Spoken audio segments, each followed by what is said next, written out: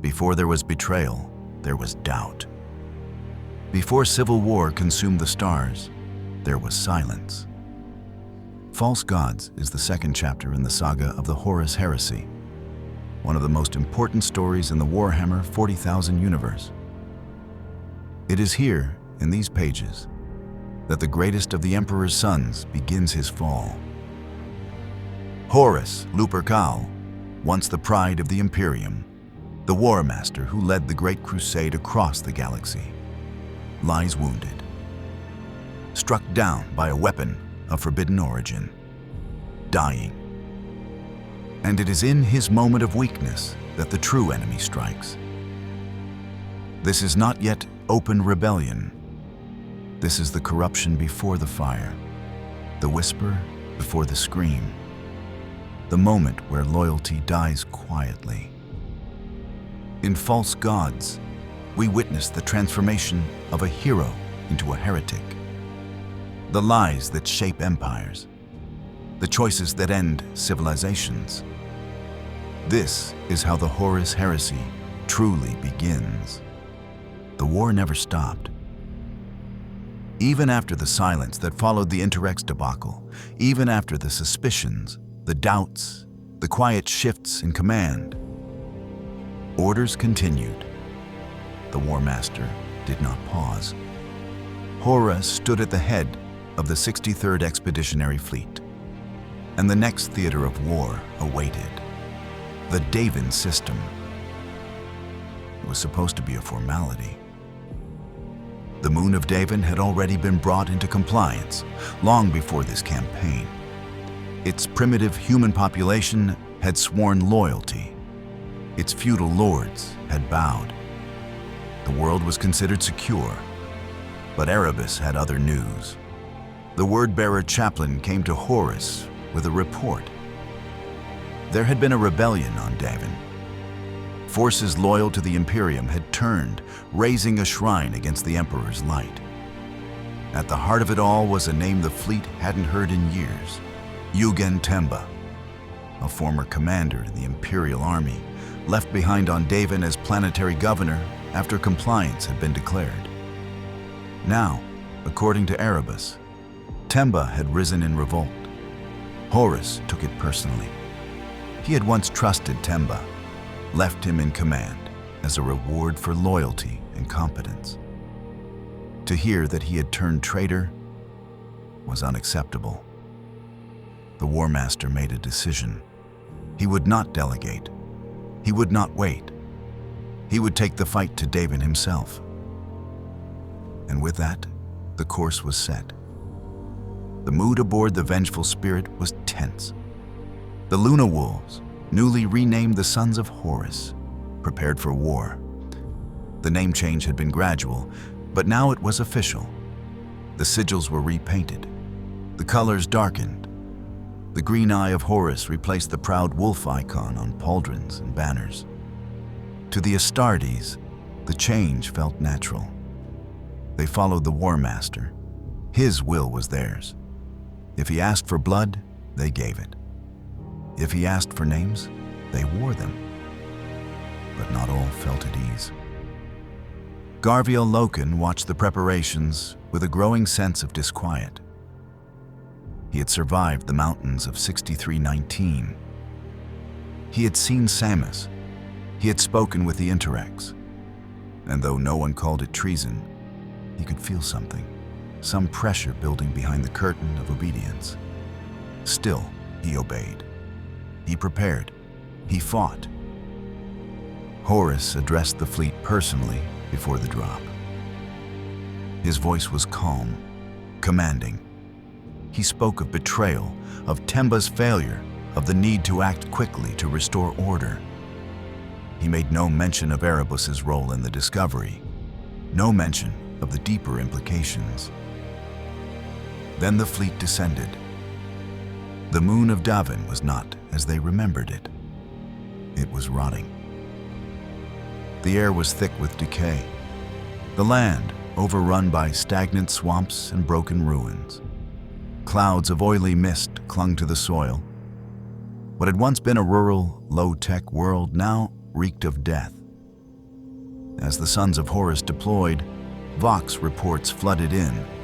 Strange readings, malfunctioning auspex, visual distortions. And then, movement. The enemy was not an army. It was a shambling tide. Dead men, rotting soldiers in rusted armor, carrion beasts fused to flesh. Things that once served the Imperium now walked again, bloated with corruption. Temba's forces had been transformed into something unholy. But the Astartes advanced. Bolters roared, chainswords tore. The Sons of Horus cut through the reanimated masses with brutal precision, clearing a path through the mire toward the heart of the uprising. At its center, a ruin, an ancient structure covered in moss and filth, but unmistakably, a temple. And inside, something waited, the Anatham and Yugen Temba. But Temba was no longer the man Horus had left behind. The air inside the temple was thick, damp, foul, alive with a presence that did not belong to the physical world.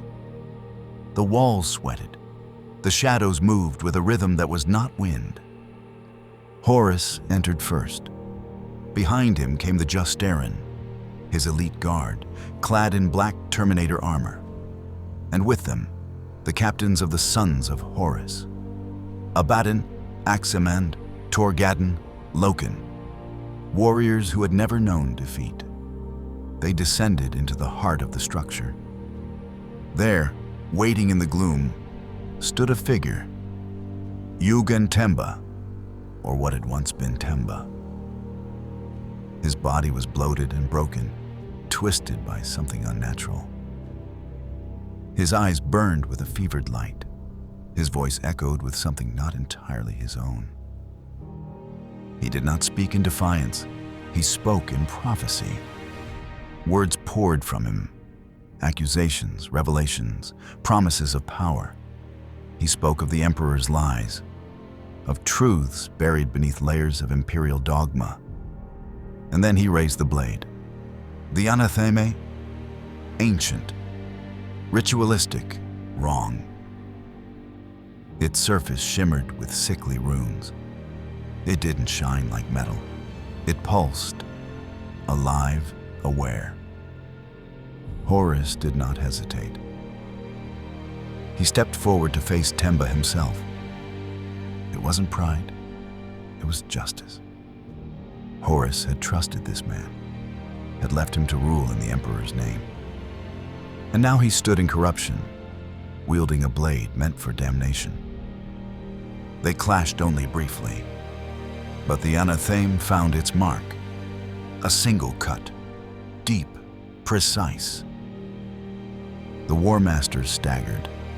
The Justarin surged forward, guns roaring. Temba fell in a storm of fire. His body was torn apart, but the damage had already been done. Horus collapsed. Back aboard the vengeful spirit, panic rippled through the ranks. The War Master was dying. The apothecaries worked in silence, their faces hard. Medici from the Mechanicum joined them, deploying every technology available. But the wound resisted all treatment. It spread. The flesh around it blackened, burned. The gene-enhanced physiology of a Primarch, resilient beyond measure, was failing. Nothing worked. Garviel Loken stood outside the Apothecarion for hours, watching the procession of healers and officers come and go. None brought answers. Inside, Horus lay still. He murmured in fever, spoke names no one recognized. Sometimes he cried out. Sometimes he laughed. It was not his voice. Then Erebus spoke. He offered a solution. Calmly, almost gently. There was a place on Davin. A temple. Not the one they had fought in, but another. Older, deeper. A site of ancient healing, known to the people of the planet. There, rituals were performed to restore life. to cure that which could not be cured. A desperate silence followed. No one believed in such things. The imperial truth denied it. There were no gods, no spirits, no magic, only science, only reason. But Horus was dying, and reason had already failed. The decision fell to the Mournival. Loken opposed it. He stood against Erebus, against the quiet voices whispering in the halls. He spoke of honor, of discipline, of faith in the Emperor. But the others hesitated. Abaddon, Aximond, even Torgadon. They could not watch Horus die. So they agreed, and Erebus took them into the dark. The temple was no place of stone and prayer. It was a wound in reality. Hidden deep in the swamplands of Davin, half submerged in rot and forgotten soil, the locals called it the Serpent Temple. To them, it was sacred, a place of ancient healing and ancestral power. To the Astartes, it was superstition, pagan lies wrapped in ritual. But Horus was dying, and nothing else had worked. They brought him there in silence. The War Master lay still, his massive form pale, trembling, the skin around his wound now ashen. His armor had been removed, and what remained of his strength was vanishing by the hour. Erebus led the way. He spoke softly, with reverence, as if the very air within the temple might tear under the weight of too much sound. The sons of Horus formed a protective ring around their Primarch, weapons drawn, unsure of what they were even guarding against. Outside, the swamps hissed.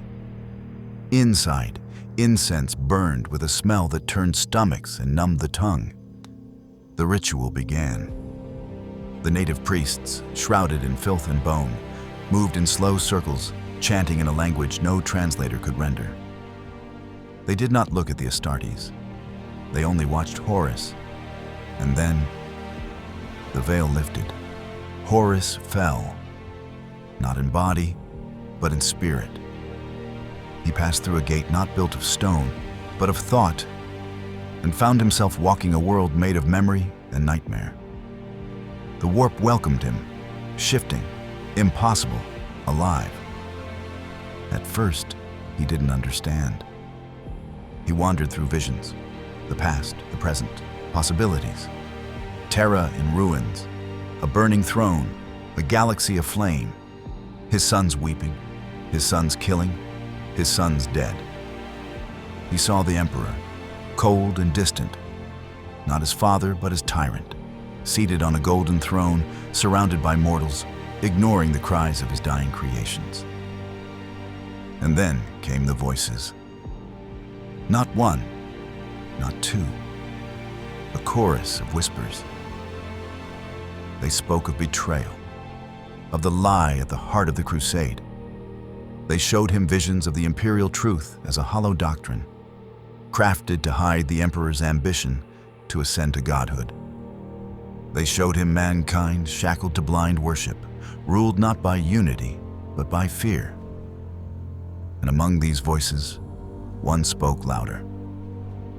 Erebus, not in the flesh, but in the dream, disguised as Hastur Sejanus, his fallen brother. A familiar face to guide him, a trusted voice to twist the knife.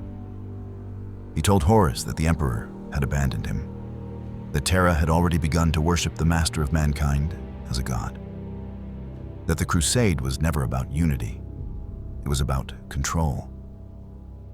He offered a path, a different future, a chance for Horus to lead humanity to freedom, not slavery.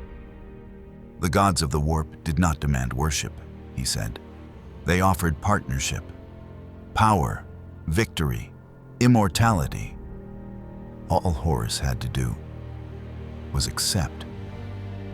In the temple, the War Master's body spasmed. His skin burned, his heart faltered. And then, His eyes opened. Horus breathed, slowly, deeply. He sat up on the stone altar, eyes glowing not with sickness, but with purpose. The wound was gone, the corruption cleansed, his strength had returned. But he was not the same. The man who had fallen asleep in agony was gone. The one who woke was something else. The War Master returned. He emerged from the Serpent Temple under dark skies, flanked by Erebus and the native priests. The air still hung heavy with decay, but Horus walked with steady steps, his face calm, his bearing regal. He showed no sign of pain, no trace of his wound. The anathema had failed to kill him. And to many, that could only mean one thing: a miracle. The news spread like fire through the fleet. The War Master lives. He walks, he speaks, he commands. And so they hailed his return, not with mourning, but with celebration. But Loken watched with unease. He stood with the other captains on the landing deck of the Vengeful Spirit as Horus boarded the ship again. His brothers cheered. His sons wept. Some knelt. Loken did not. He stared at Horus's face, at the subtle tightness around his eyes, the flicker of something cold in his gaze. And he wondered, what had come back from that temple? Horus wasted no time. He resumed command as if nothing had happened. Orders were issued, fleet movements resumed, new campaigns were scheduled. The routine returned, but not unchanged. Something had shifted. The Mournival was summoned more often, yet Horus listened less. He no longer debated decisions, he declared them. He no longer spoke of the Emperor. He spoke of mankind, of destiny, of a new future. And always, Erebus was close. The word-bearer chaplain moved through the upper decks of the Vengeful Spirit like a shadow made flesh. His authority grew. He advised the War Master in private. He attended briefings uninvited. No one stopped him. No one dared. Behind closed doors, new conversations began. Horus met with senior commanders from other legions. Fulgrim of the Emperor's Children, Mortarion of the Death Guard, Angron of the World Eaters. What they spoke of was unknown. But when they left, their eyes held the same fire.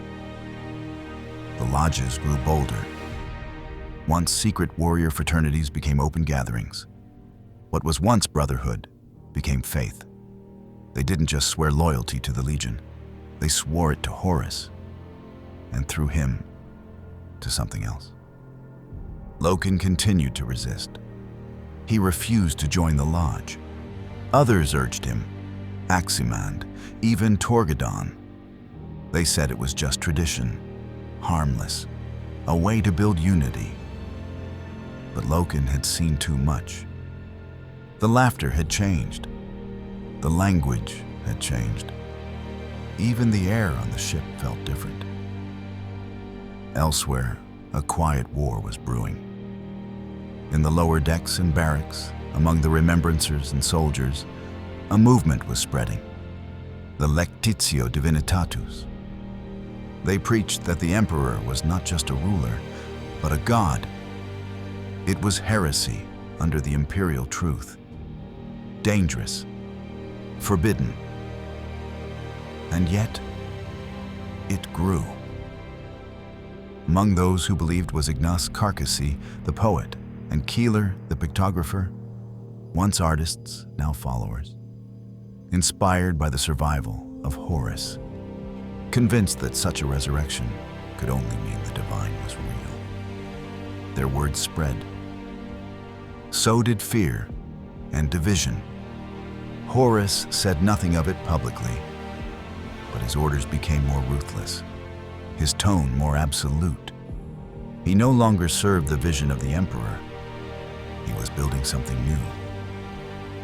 and those who could not see it would be left behind. The War Master was everywhere.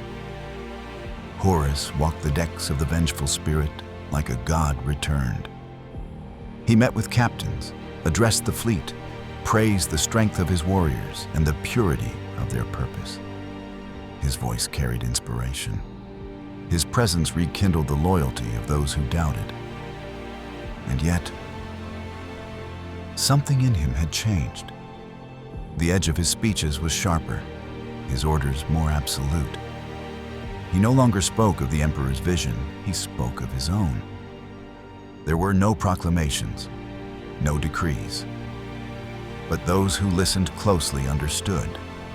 The chain of command was tightening. Loyalty was being redefined.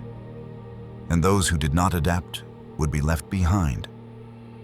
The first to feel it were the remembrancers. Artists, iterators, civilians, once encouraged to explore and document freely, began finding doors closed, access revoked, transmissions censored. Ignace Carcassi was silenced. His poetry, once printed and distributed aboard the fleet, was now refused publication. He grew restless, bitter, and then, one day, he was gone, taken by shipboard security. No announcement, no trial. Euphrates Keeler, once a pictographer, had become something else. A prophet, some whispered.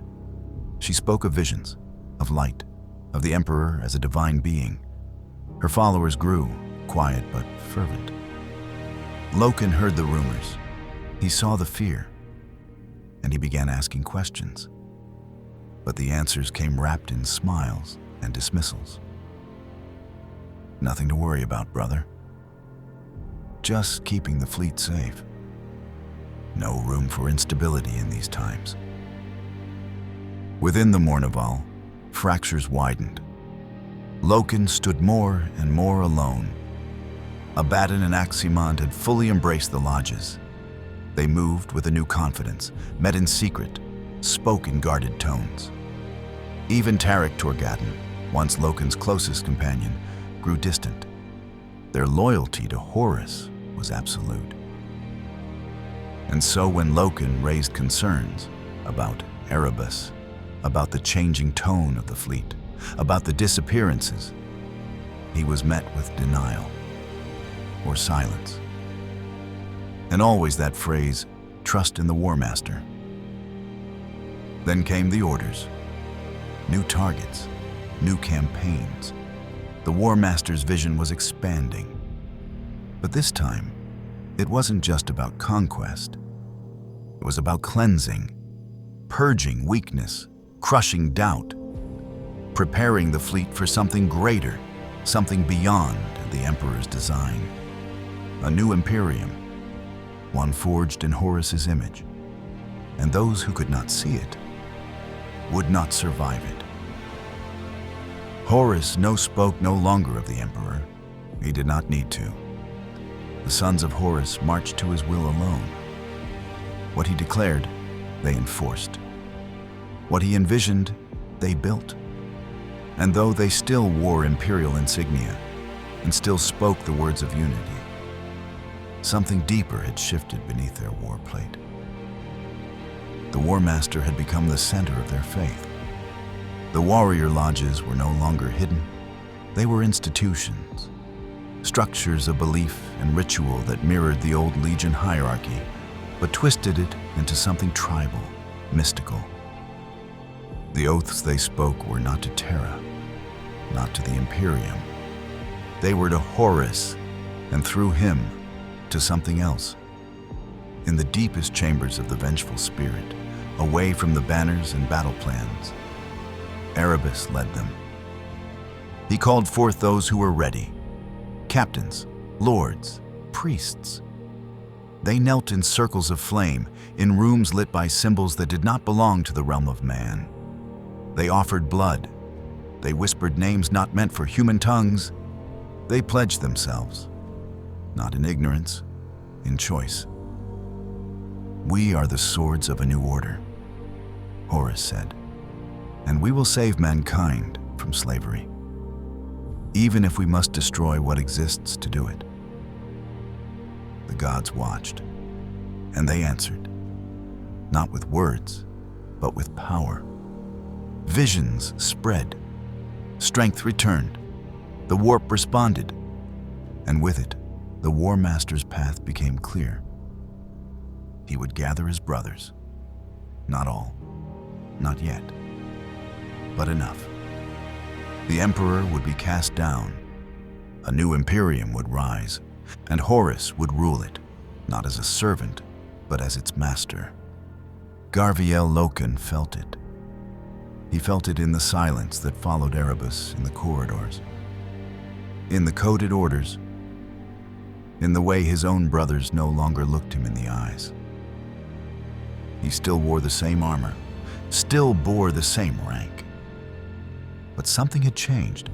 He was no longer inside the circle. And whatever was coming next, he feared it would make everything before seem like a lie. False gods ends not with war, but with a whisper. A choice made. A line crossed. The betrayal had begun. The galaxy just didn't know it yet.